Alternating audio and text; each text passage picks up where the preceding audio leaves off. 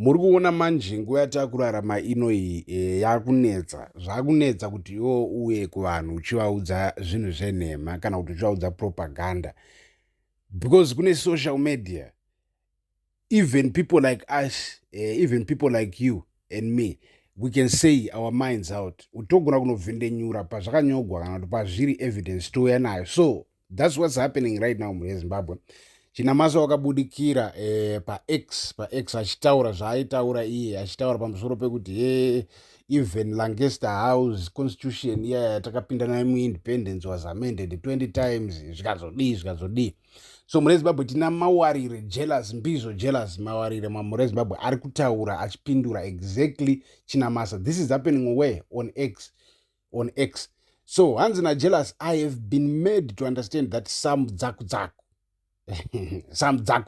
mumaziva dzaku muZimbabwe, hanzi some dzaku Patrick Chinamasa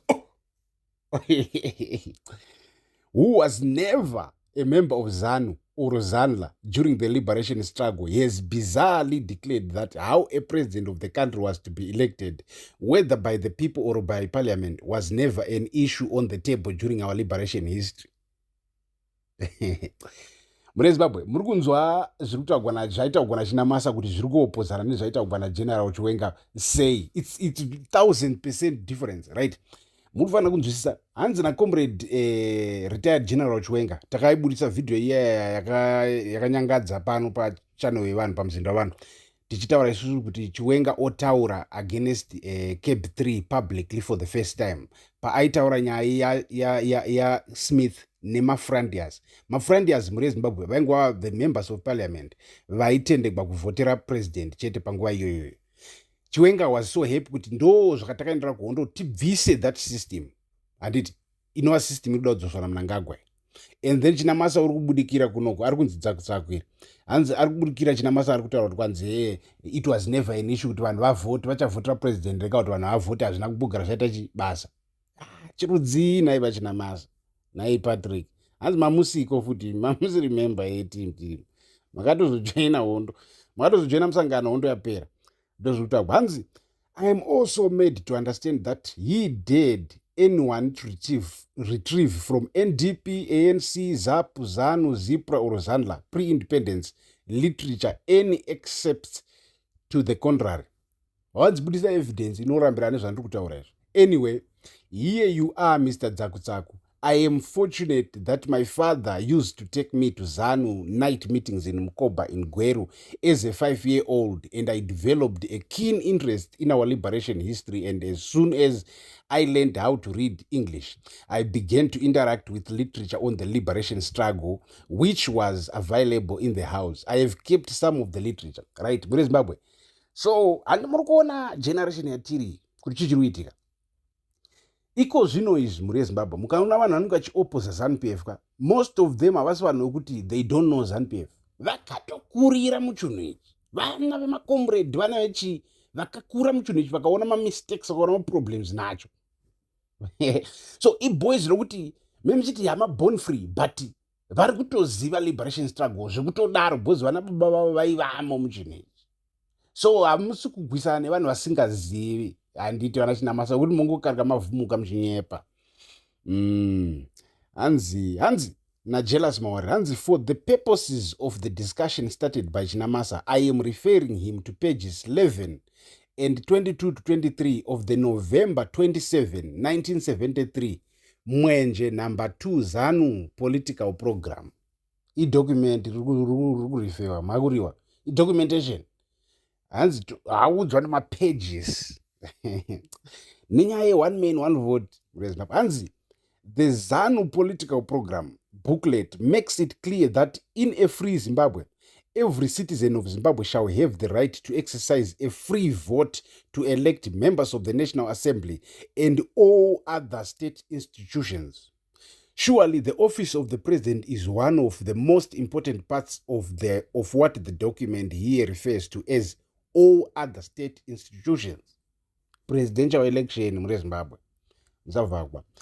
In the spirit of the document, the occupant of that office should be elected by every citizen of Zimbabwe. The same document pledges that The supreme legislative authority shall rest in the masses of the people, and that usurpation of the powers of the people will not be permitted. The ZANU policy document was even clear on subjecting major policy issues to referenda. Nya referenda mainatanga nhasi. Even before hondo yagwiwa, mukati mehondo ichigwiwa, vakomana vaitaura kuti no, kaona taita maissues ari important, referenda. The document reads, all citizens of Zimbabwe shall participate in decision-making and policy formation through the party. A referenda on major policy issues and effective use of the people's power in all institutions of the state. Right. The document even mentions that terms of office were supposed to be 5 years for every office holder, and that these office holders were not supposed to be imposed on the people by party bosses. The same document also proposed the abolishment of the colonial parliamentary system and all its discriminatory laws. So those arguing for taking us back to the colonial parliamentary election system are antithetical to the very transformation of the system that ZANU proposed in the policy program. All right, Mirai Zimbabwe, we know kuti Emerson Mnangagwa surely speaks our language, our African language. Unotaura mutauro watutaura, and it ende une ganda dema, ende unozouya achitaura zvechivanhu zvechibhati mukomana wewe mukati memusoro make ka ari kuda kutoti colonize, isn't it? Ari kutouisa system yaitoshandiswa nemacolonizers against us. As my funnies. The document reads, the present National Assembly will be abolished and all its discriminatory laws declared null and void. So the system of reserved seats for whites had to be abolished. The indirect election of MPs had to be abolished, and the election of the head of state by parliament had to be abolished. That's the transformation that ZANU promised, and that's the basis on which cadres were recruited to fight the liberation struggle. Muri Zimbabwe, murufana kunzwisisa chinhu wani. Pane timbobata ka pekuti vanhu vashoma vangapabata vakambopabata. Murufana kunzwisisa imimi kuti iwewe wakagara pamba pako munguva ya tiri muna 1970 anditi ugere pamusha penyu imimi. Paisvika vanhu anditi voshedza kuti hakuna meeting, kurudwa meeting kupi usiku, tichazoita meeting Pungwe usiku, kune macomrade ari kuuya ari kurecruita. Anditi vakomana ava vaiuya vokutengeserai ideology kuti vakomana tiri kuda kuti mujoine chimurenga, tikrose tinde moza, tinotrainwa tobata ngangani, todzoka munyika togwisa, towina nyika yedu. Anditi vakomana vaiva neideology vokudzidzisa kuti zvatiri kubwira zvii, kana tikanzi tawina, what are we going to establish? So ndopavaitaura kuti taakunoestablisha isusu one man one vote muzimbabweni wese anenge ava nemvumo, whether you are rich or poor, wakadzidza kana kuti hauna, nawo wava nemvumo yekuvhotera president. Vanhu vakati yenaro toijoina ichinhu tojoina ichi toenda. And then after mawina iwo wakuda kuvachinjira. Apa pane vana mukoma vakatofa, pana hanzvadzi dzakatofa, dzimwe hanzvadzi dzedu maidzita zvimbwido. Zvimbwido mozari chaidzi chimbwido muri Zimbabwe. Vakomana ava vainakigwa vachienda kuhondo, ende vanga vari vakomana kutoti hunhu chavo chavo vanga vasitorina sometimes, because vakomana ava vaiuya voita bhesi ravo resiri bhesi like Pungwe usiku, anditi musango vochituma vavaiti vana mujibha. Vana mujibha ndi vana mukoma vaya vasingadi kujoina mauto, vasingadi kuenda kupi kuhondo. Iwo kana wanga uri mukomana panguva iyoyo kuti mufesi wezera panguva iyoyo, vakomana vokuwana kuti urimo mumaruzevha nevamwe, kuti urimo mugeto nevamwe, vaikutora iwewe vochikutuma kuti inda unodana vanhu, inda unoenda kumamisha ese uchishedza vanhu, ende wouyisawo nemabhebhi akanaka ese ari munzvimbo munomu.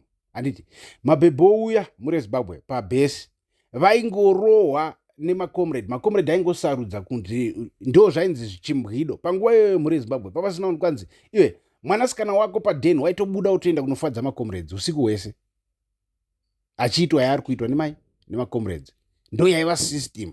So vakomana hunhu chaivo chaivo vanga vasina most of them vanenge vachitoti westera time kana vachitaura senge vanga vane hunhu senge hondo the sacrificed chichi vamwe vaitojoinira hondo kuti vanodla vana zvimbwido isn't it? As a matter of fact, it's a nice package. Who wouldn't join who? Pakadaro unototojoin utonobata futi kuti uye uchidla zvimbwido isn't it? So on a moral level vanga vakadhakwa, but of course takawina nyika, but it's not like it's perfect. So muri kunzwa system yose tangotiwise zvinhu izvi muri Zimbabwe tigare tichiziva chokwadi. So regai tipedzise zvachitaurwa naJealous Mawarire pamusoro pedzakutsaku raari kutaura nezvaro. I mean, he's saying Chinamasa is Zakutsaku. So, Hansi, so Mr. Zakutsaku, Chinamasa, be instructed accordingly. It's unfortunate you weren't part of the liberation forces. You were fighting to preserve the colonial system with other counter-revolutionaries like Mzoreo. So you have no idea why the war was fought. Anyway, I'm attaching the quoted pages for your own reading. Achibva aisa pages. So, mrezi mbabu, kana uchida kuona all of this information enda pa X formerly known as Twitter unotsvaga Jealous Mawarire ipapapo uchanowana account ya Mawarire Mbizo Jealous yakanzi Mawarire Mbizo Jealous, and then ndo paunowana this post, ndo paunowana this statement issued by Jealous Mawarire. So matiri mazvinzwa muri Zimbabwe, stay tuned, stay subscribed, all the important things munoziva pamodzwana pano pamuzinda wevanhu. Thank you for watching.